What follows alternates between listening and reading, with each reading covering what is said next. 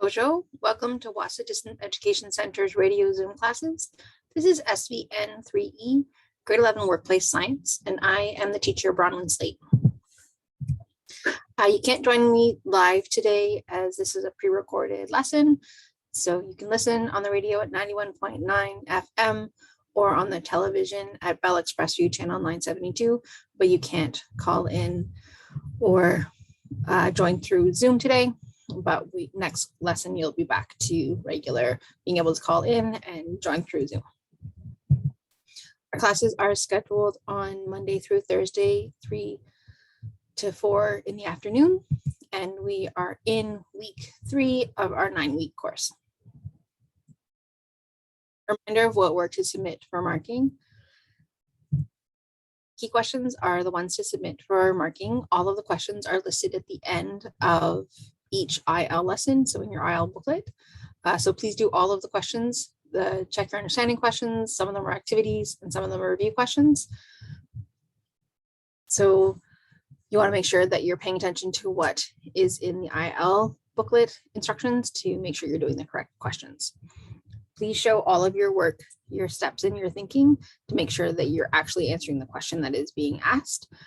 This way just gives me the most information to understand what it is that you understand, and if there's anything you're struggling with, what it is that you're struggling with.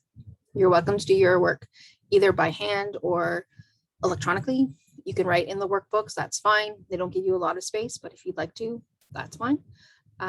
If you prefer to write it on a separate piece of paper or to type it up electronically in either Word or Google Doc files are the files that I have most easily access to. If you aren't comfortable with those files and like to use a different kind of program, just let me know so that we can make sure that I have a way to open your files so that I can properly grade them. There are 3 different methods to submit your work. The first way is to scan your work in if you've written it out by hand and then send it all electronically. So if you're going to scan your work, you can use a smartphone. If you have either an iPhone the Notes app you can scan, or if you have an Android phone or device, the Google Drive app can scan. So either of those ways you can do it, and then send it to me either by email to studentwork@nnec.on.ca and CC it to bronwyn.slate@nnec.on.ca. Or you can send it through Facebook Messenger to B/Slate Wahsa. The second method is to drop your work off in Sioux Lookout, where you have an outdoor mailbox at our location at 74 Front Street, or the bright red building next to the post office. We have a small white mailbox next to our side entrance, so you can just put it in there. The third method is to hand your work into your DEC. Your DEC can send your work through the Express or fax it to 807-737-1732 or toll-free fax to 1-800-463-7852. If you'd like to connect with me through social media, both my Facebook and my YouTube channel are under the name B/Slate Wahsa. All of our lessons are recorded and then uploaded shortly after airing, generally within 24 hours of airing. There's a playlist under my YouTube channel called SVN3E, and all of our videos are posted there, and I share them on Facebook as well. There's also a list of supplementary videos that are on my YouTube video playlist in terms of the videos that we watch in class, so that you can find the original sources. And then if you want to look into more of similar videos, you can find them. And also if you want to just rewatch just the video, you can find it there. Science is really visual, so I strongly encourage you to connect with the recording lessons or the live Zoom lessons. This way you'll get the most understanding of our material. I have a lot of images, a lot of graphs and diagrams, a lot of videos to connect all of it, what it is that we're learning together. So just listening to it is only getting a small portion of the educational experience. So please try to connect to the YouTube channel and see the recordings or join me live. If you can't do that because you don't have reliable internet, please just let me know. And then I can send you a copy of the recording so that you can still access them. If you have any questions or concerns, please contact me. My email address is bronwyn.slate at nnec.on.ca. And that's spelled BRONWYN.SLATE. My Facebook is bslaitewahsa. My phone is 807-737-1488, extension 2209, or toll free 1-800-667-3703. My office hours are Monday through Friday, 9 a.m. to 4 p.m. So feel free to reach out to me during those hours, and I will, hopefully we can connect, or I will get back to you as soon as I can within those hours. I believe it's important to start our courses with my positionality, just so you understand where it is that I'm coming from, and that educates you in terms of my biases and my point of view. I try to recognize that and work outside of that, but the reality is that I come with my own perspective based on who I am. So I have white settler ancestry, and that means I have white privilege, and that definitely shapes the way I have experienced both science education and education in general. So I work to think outside of my personal experience and integrate the experiences of the global majority, those who are not white. So, but it's definitely something that I don't naturally understand. It's something that I have to work on, and I definitely make mistakes sometimes. I live in Northwestern Ontario on the traditional territories of the Anishinaabe people, and I'm working to honor and recognize the knowledge keepers in this community as I teach this science course. It is my first time teaching this course, so I do have lots to learn and unlearn in terms of teaching science, particularly. So this is a work in progress, and I'm always open to feedback in terms of if there's areas that I could do better on, if you have any suggestions on how I can do better. Our textbook is also very Eurocentric. I've noticed that it focuses on European experiences and the communities that it has colonized, but that ignores a lot of other people's experiences and knowledges. Particularly, I've noticed it may use some problematic language. I haven't read the whole thing, so I don't know if there's other places that I haven't come across yet. But I do notice that it ignores Indigenous, Inuit, and Métis knowledges and experiences, and that's really problematic. I try to integrate some of those knowledges and experiences that I can into our course, but again, based on my positionality as a white person, there's only so much that I understand. And so I definitely am missing elements, I'm sure. So again, if you have any feedback or suggestions, please let me know, and I will improve this course. All right, so we are starting Unit 3 today. This is the environmental effects on humans. So we've been talking about the environmental impacts based on various things, based on natural elements, and then also things that have changed and adjusted based on human activity. And now we're going to be starting to look at particularly at the effects on humans. So in this unit, we will learn how factors in the environment can cause diseases in humans. And then we will learn about vaccines and other ways to protect ourselves from these factors. And this is the unit, not just today's lesson. So first, we're going to look at common environmental factors. And this is lesson 8 in your IL booklet. So our learning goals are that at the end of this course, you will be able to identify and describe several pollutants. Then you will understand the effects of pollution on humans. You'll know that you've met the learning goals because the success criteria are: you can explain the causes of air, light, noise, soil, and water pollution. And you can explain impacts of pollution on humans, plants, and animals. Yes, we've been talking about pollution in the past. This is not brand new, but we're going to continue to look at it in more detail and in different ways. So a pollutant is a waste material from human activities that can cause harm in an ecosystem. Pollutants are also environmental contaminants, substances that may harm humans or other living things when released into the environment. So first, let's look at air pollutants. There are 5 major air pollutants that are a result from human activities. So these have both direct impacts on human health and also indirect consequences. Here we have a visual from 2002. This is the most recent one that I could find in terms of data. And this, I can't remember if this is Canada-wide or Ontario-wide. Sorry, I don't remember that. I should write it down, but I didn't.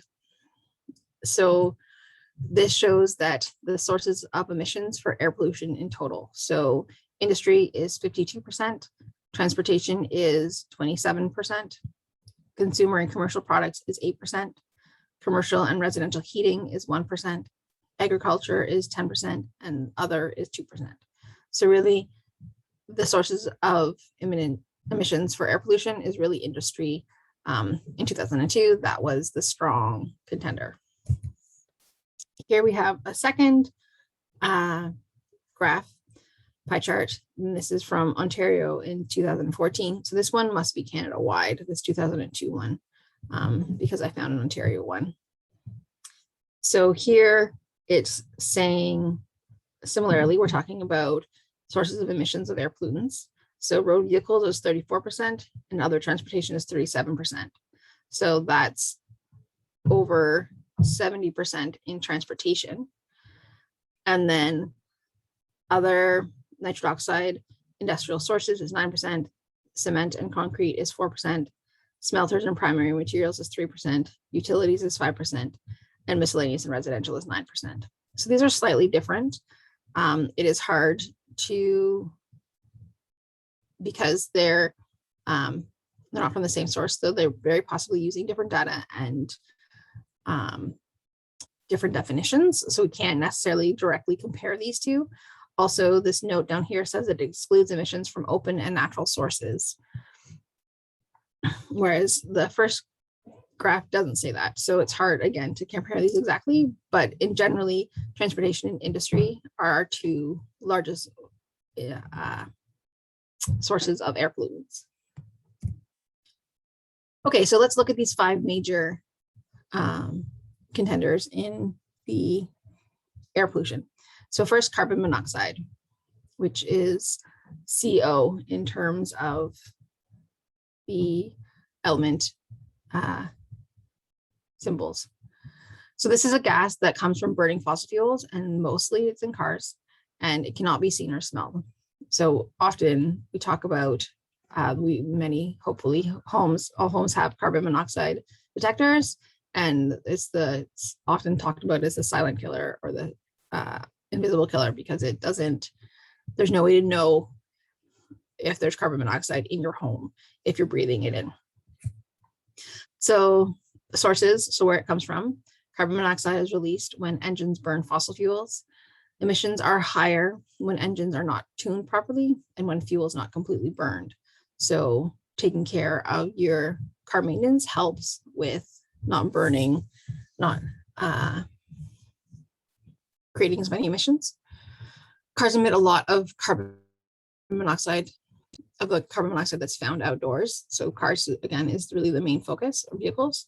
Furnaces and heaters in homes can emit high concentrations of carbon monoxide too, if they're not properly maintained. So again, this is why we often talk about it in terms of homes and not knowing that there's this poison in your air.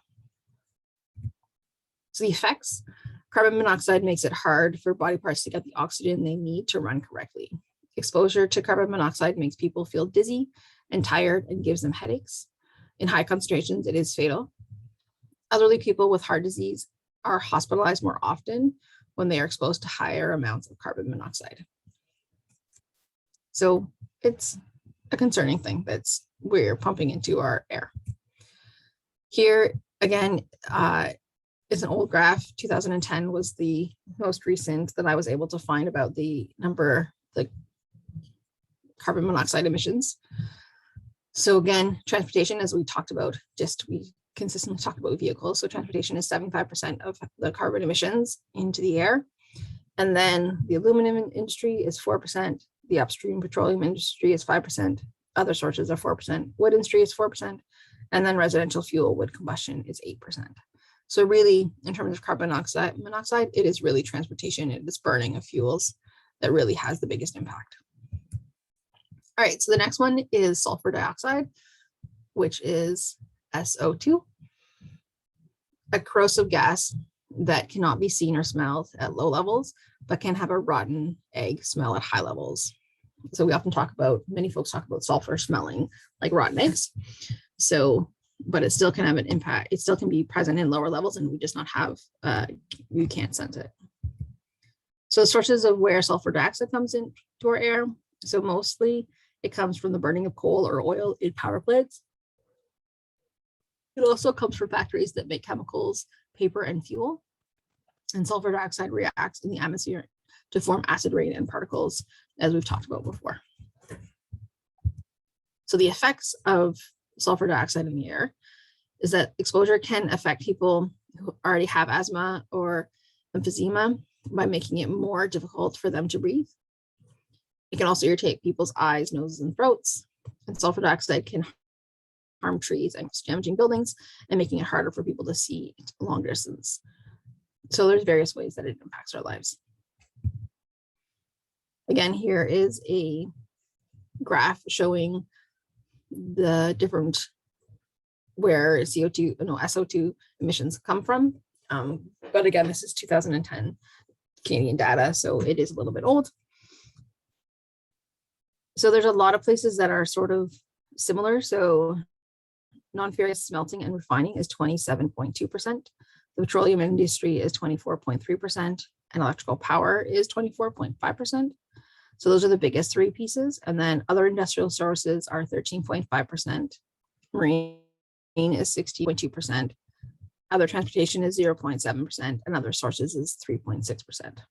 So really those top three have a very large chunk of the impacts that sulfur dioxide has, like where it comes from. So then we have nitrogen oxides. And so there are various different types of nitrogen, like dioxide or nitrogen, like, so NO at 10, I think is another one. I don't know how to say that one off the top of my head. So we just use because we're talking about multiple different oxides, we'd say NOx, because we're talking about, there could be different numbers here depending on how many oxygens there are. So it's a reddish brown gas that comes from the burning of fossil fuels. It has a strong smell at high levels. We're going to talk particularly about nitrogen dioxide. So it mostly comes from power plants and cars, which is what the other two were coming from. Nitrogen dioxide is formed in two ways: when nitrogen in the fuel is burned, or when nitrogen in the air reacts with oxygen at very high temperatures. Nitrogen dioxide can also react in the atmosphere to form ozone, acid rain, and particles, again, which we've talked about before. So the effects, so at high levels of nitrogen dioxide exposure can give people coughs and can make them feel short of breath. People who are exposed to nitrogen dioxide for a long time have a higher chance of getting respiratory infections, and nitrogen dioxide reacts in the atmosphere to form acid rain, which can harm plants and animals. So here is a graph I was able to find a little bit of more recent data. So this was from 2016. So nitrogen oxides, so the source of their emissions in 2016. So it tells us also, interestingly enough, the total tons. So it's 1,809,905 tons of emissions. It comes from mobile sources. So to me, that would be transportation, oil and gas industry. This one tells you the tons instead of the percentages, and I did not calculate the percentages. Maybe I should do that in the future. Other industrial sources, electric power generation, commercial, residential, institutional sources, and then other sources is a very small amount. So really it's mobile sources again. So talking about transportation yet again, and then oil and gas industry, which is the secondary one, which we like power plants, which the other ones we're talking about. Okay, so then we have particulate matter, which the PM is the short form for. So this is a solid or liquid matter that is suspended in the air. So it's not gas in the air, but solids or liquids in very, very small amounts. To remain in the air, the particles must be less than 0.1 millimeter wide and can be as small as 0.00005 millimeters. So these are really, really small when thinking about the things that we in humans use daily. Like we don't use something Like this is a tenth of a millimeter, and a millimeter is a tenth of a centimeter. So like this is really, really small.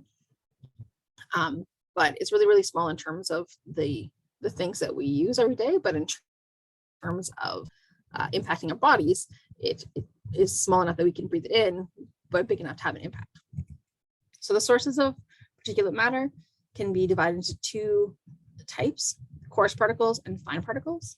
So coarse particles are formed from sources like road dust, sea spray, and construction. So these are the larger of the small particles, particulate matter.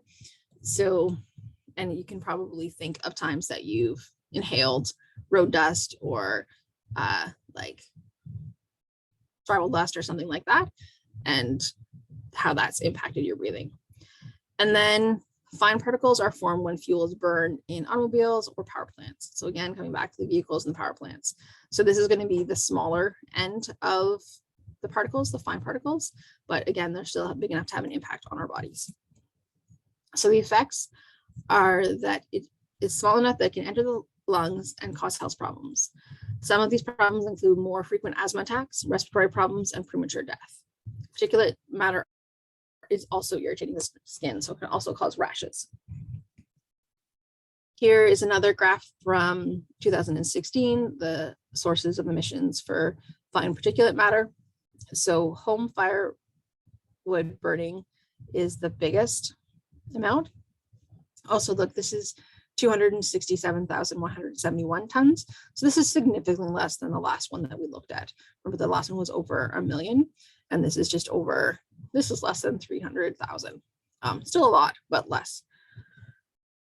Then again, we have mobile sources, so vehicles, ores and mineral industry, manufacturing, other sources, and oil and gas industry. So the oil and gas industry is very small compared to what it is in other places, but and burning of firewood in homes is the really biggest source for this for us. And then we have hydrocarbons and photochemical smog. So this is a large group of chemicals commonly found in both indoor and outdoor air.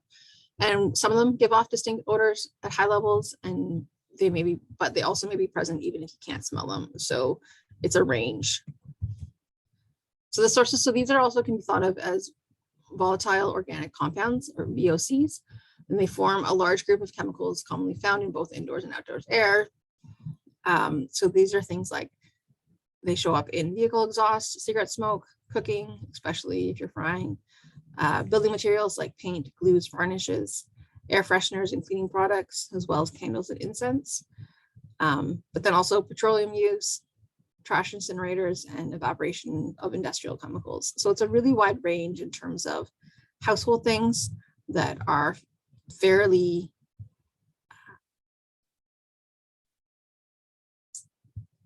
common, and then more and more extreme things all the way up to in industrial chemicals.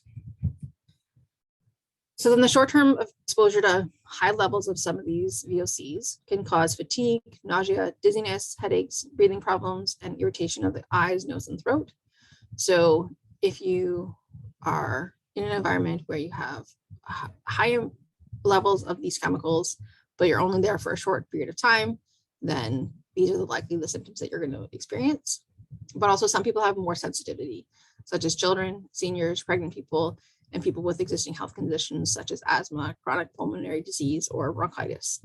So that's fairly standard in terms of these are more vulnerable populations, and therefore they are more impacted by chemicals in the air.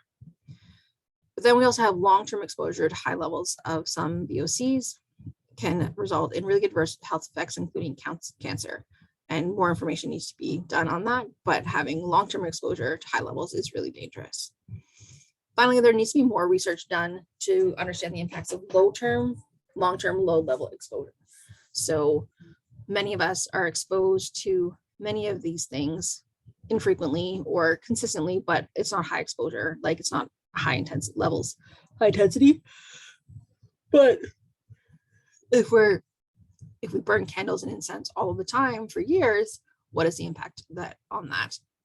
Opposed to just doing it infrequently. Infrequently, we know a little bit of how the impacts are, but we don't necessarily know the lifelong impacts if we are lifelong smokers or lifelong candle users, for example.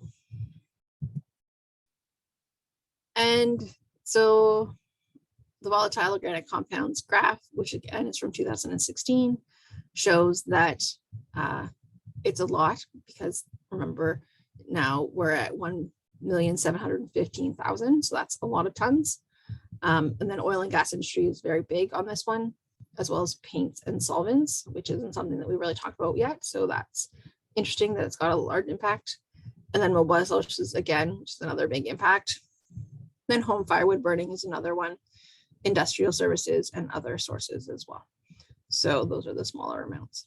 So it just gives you sort of a bit of information about where these are coming from. And you can, it's significant to note that many of the top things, the places where most of these emissions are coming from, are contributing to all 5 or more than one of these major air pollutants.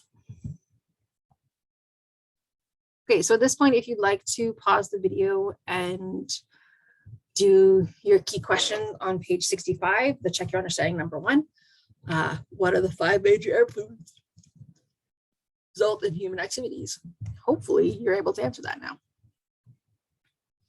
Okay, so now we're going to talk about light pollution, which isn't something that we've really discussed before. We're going to watch this video that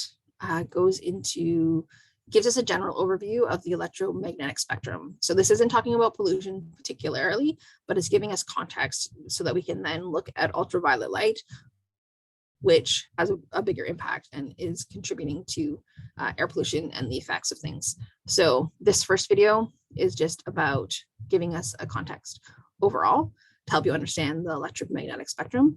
And then we'll watch another video that's more specific in terms of talking about ultraviolet light or radiation. Okay, here we go. Hopefully it's going to work.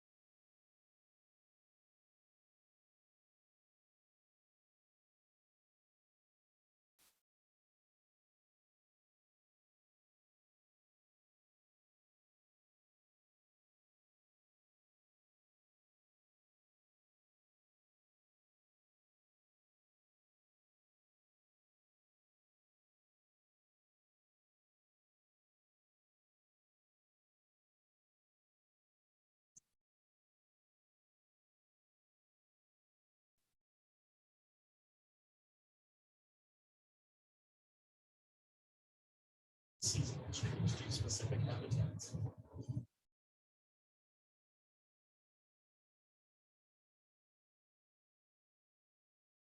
A graph showing these interactions across a region of the spectrum is called the spectral signature.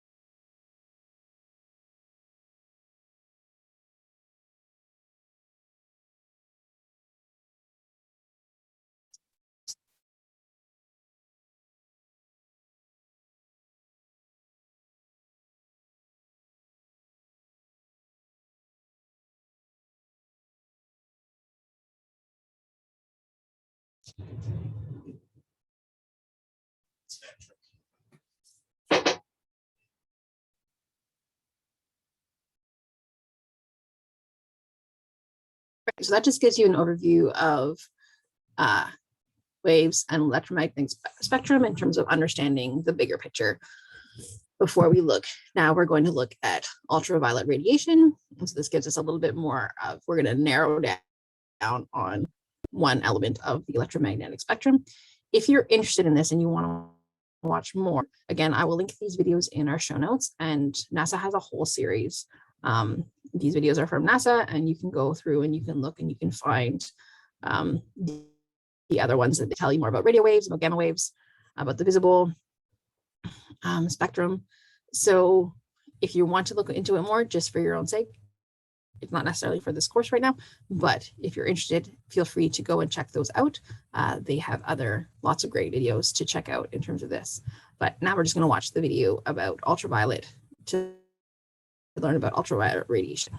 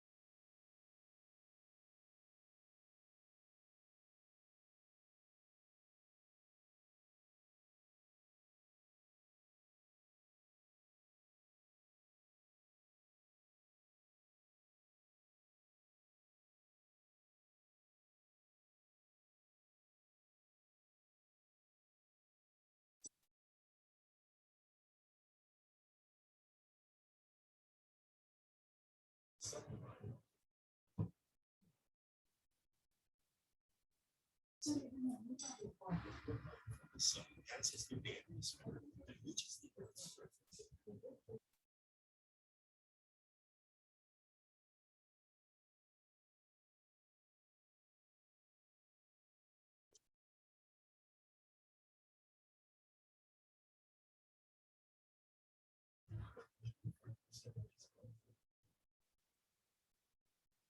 Earth's atmosphere. C rays are the shortest and most harmful.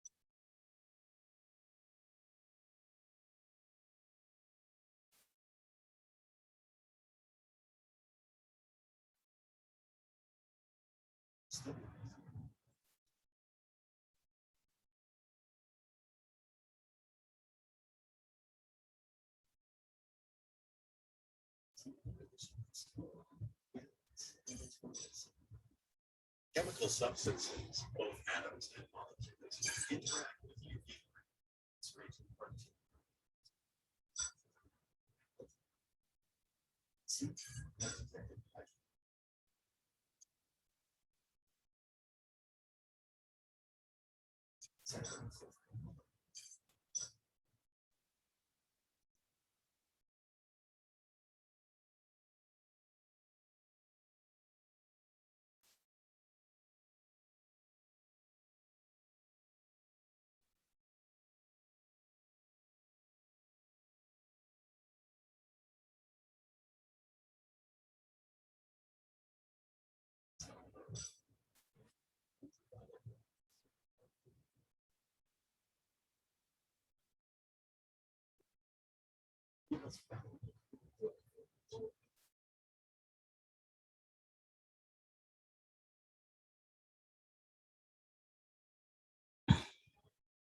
So the part of this video that really resonated with me, see if I can find it. Here is this part where it's talking about the different kinds of UV waves, so the UVA, UVB, and then UVC, and how UVA, what comes through the atmosphere most consistently, and that UVB 95%, currently 95% is blocked out, and then most of UVC, which is the shortest and most dangerous, wavelengths are continue to be blocked out from our ozone. This just connects to when we talk about like the thinning of the ozone, because if it's not as well structured, then these lights, these are coming in and making it more to our Earth's surface, and that's having an impact. And that's part of how global warming happens, is that more of these rays are getting through, and then when they bounce off the Earth and then they bounce, then they're hitting particles of air pollution particles that then are bouncing them back in, so they're not escaping as much, as not only are they not being blocked out, but they're also not escaping as much. So I just thought that was interesting. That was a good visual in terms of seeing the impacts of those rays and how that's how radiation has an impact on us, and also is being connected to global warming and the climate crisis, because these dangerous rays are penetrating our ozone more.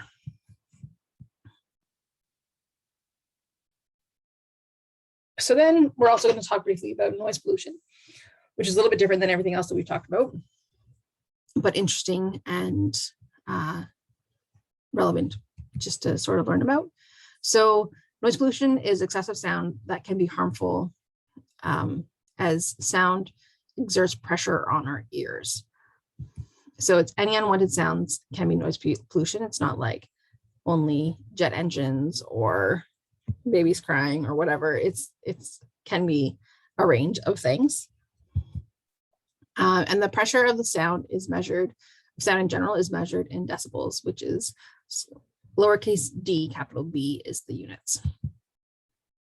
So hearing loss begins when a person is exposed for 8 or more hours to sound above 85 decibels.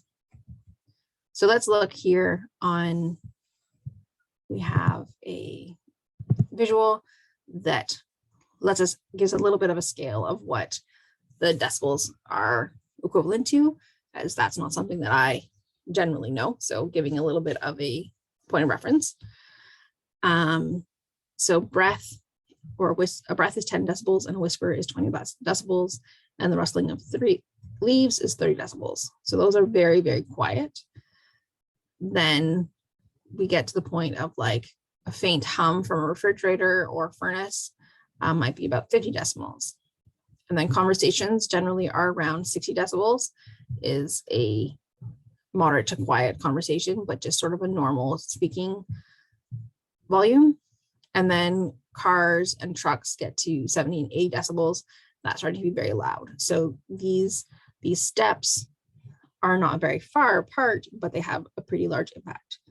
Then 90 decibels is a hair dryer, 100 is a helicopter, 110 is a trombone, which is kind of interesting that a trombone can be louder than a helicopter.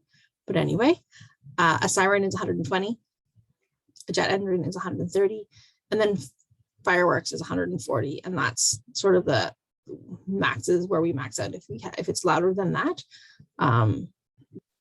that's the threshold of pain. That's when we are going to lose hearing loss at that level.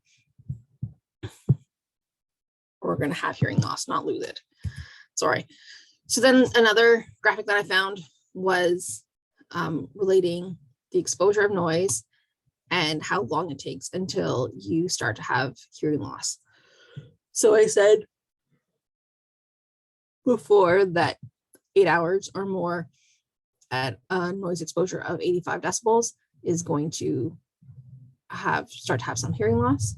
But then you can see that how as sound increases, as those decibels, as that frequency increases, then the amount of time it becomes less and less. It also, a distance is going to have an impact, right? Because many of us have seen fireworks, but we're not having fireworks right in close proximity. So we are not having that instant hearing loss because we shoot fireworks up into the air, and that then takes time for that sound to travel to us.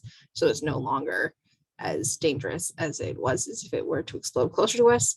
But that's how people have explosions or close to explosions do have instant or pretty intense hearing loss.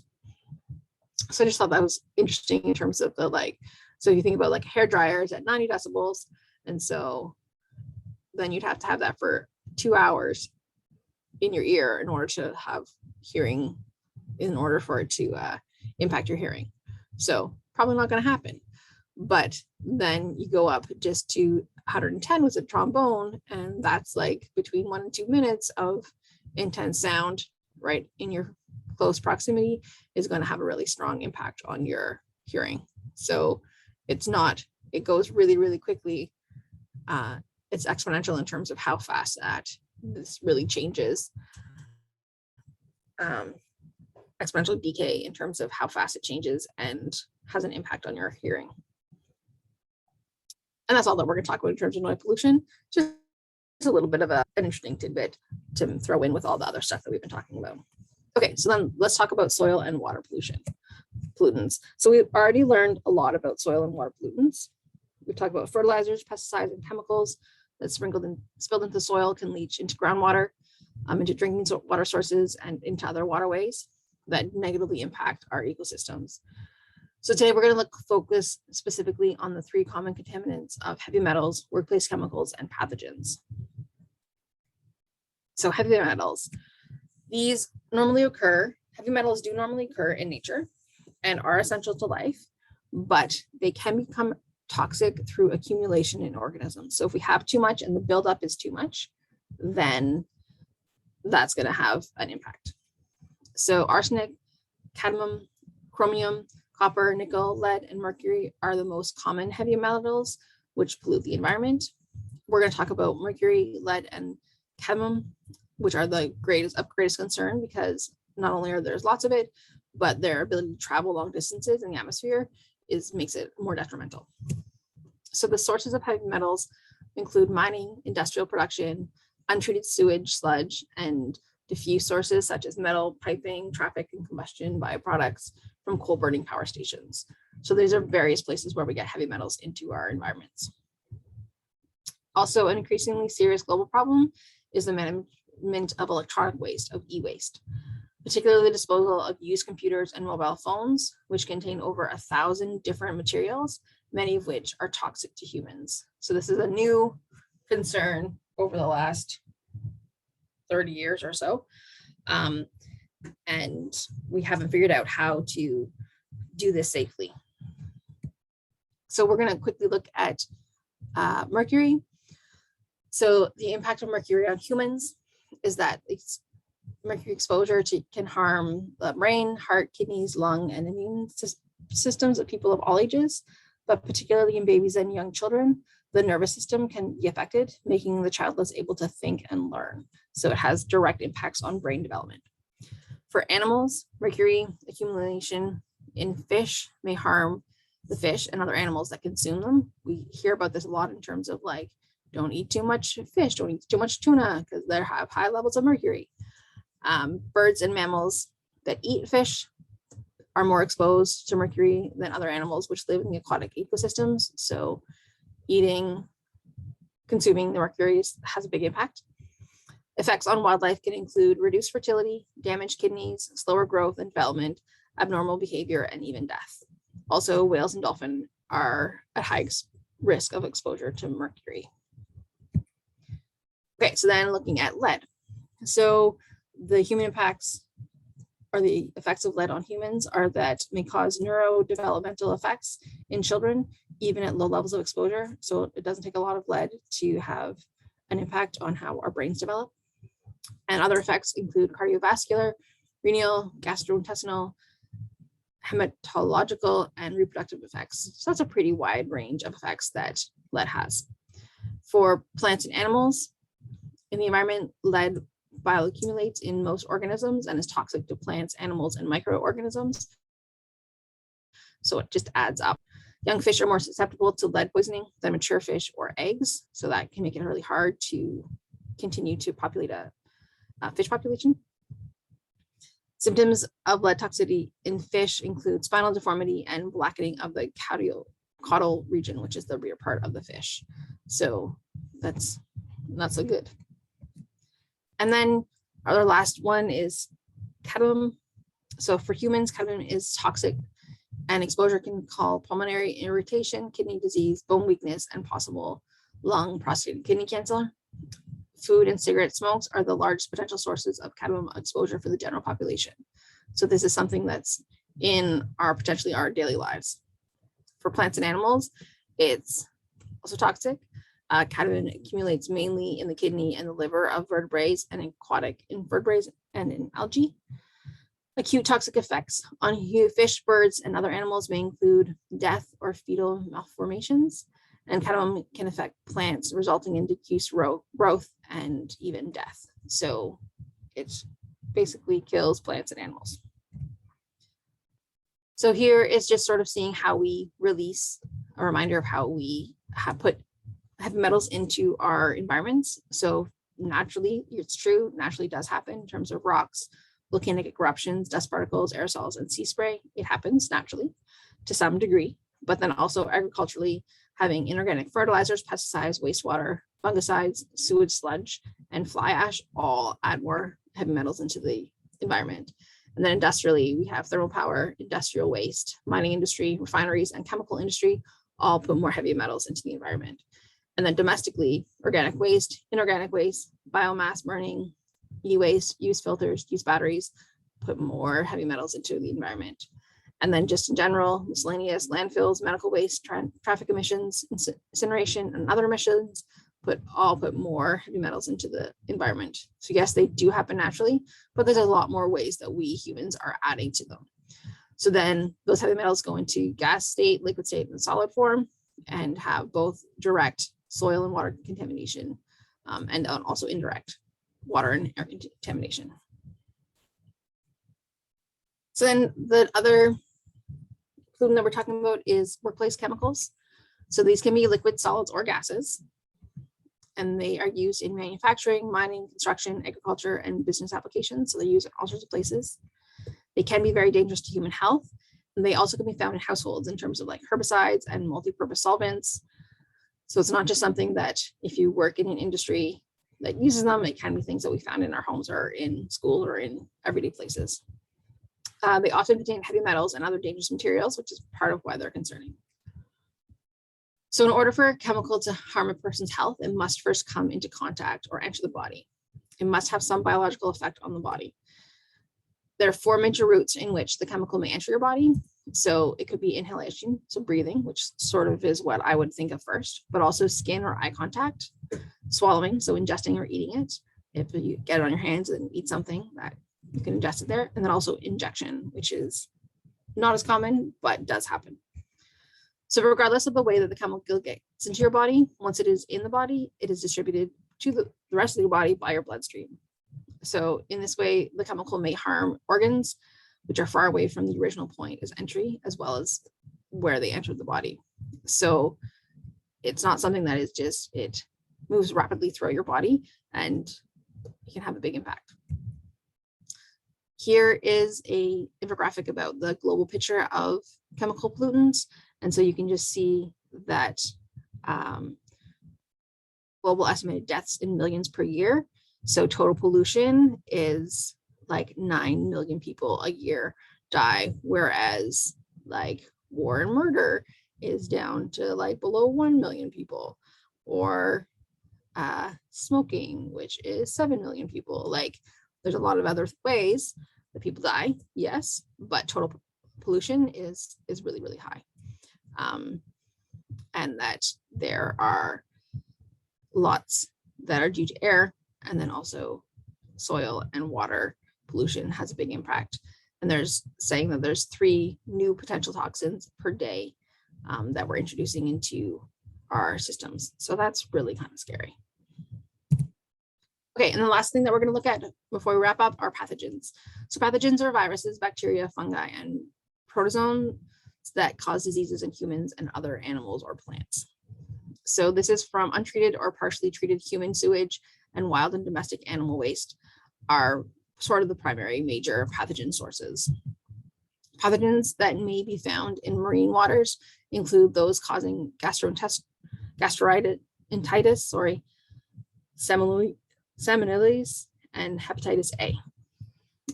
People may become infected through direct contact with or ingestion of contaminated water, or by eating raw or partially cooked bivalve shellfish that's harvested. They can also be from harvested from contaminated water. So sorry, that was just a glitch in terms of where I put my point. Pathogens can enter marine waters via stormwater runoff, wildlife, and waterfowl, illegally discharged sanitary wastewaters from boats, and on-site disposal systems from waste treatment. So there's various ways that we put dirty water back into our system. All right, so now you can do the key questions on page 67. Check your understanding number 1. Let's review what we've done today. We have lesson 8, common environmental factors. So air pollution, we have the 5 major factors: carbon monoxide, sulfur dioxide, nitrogen oxides, particulate matter, and hydrocarbons, and photochemical smog. We talked about light pollution, specifically ultraviolet light, and noise pollution that causes eventual hearing loss. And then we talked about soil and water pollution in terms of heavy metals, workplace chemicals, and pathogens. So our success criteria are: 1, that you can explain the causes of air, light, noise, soil, and water pollution. And 2, that you can explain the impacts of pollution on humans as well as plants and animals. Your key questions are on page 69, the review questions 1 through 15. So we've covered most of that material. You might need to do a little bit more reading, but most of that we've covered in this lesson. And as always, if you have any questions and concerns, please contact me. My number is 807-737-1488, or toll free 1-800-667-3703. My email is bronwyn.slate@nnec.on.ca. My Facebook is bSlateWahsa, and my YouTube is bSlateWahsa, where this will be set up so you can rewatch it. My office hours are Monday through Friday, 9 a.m. to 4 p.m. And I appreciate you being here with me today. Which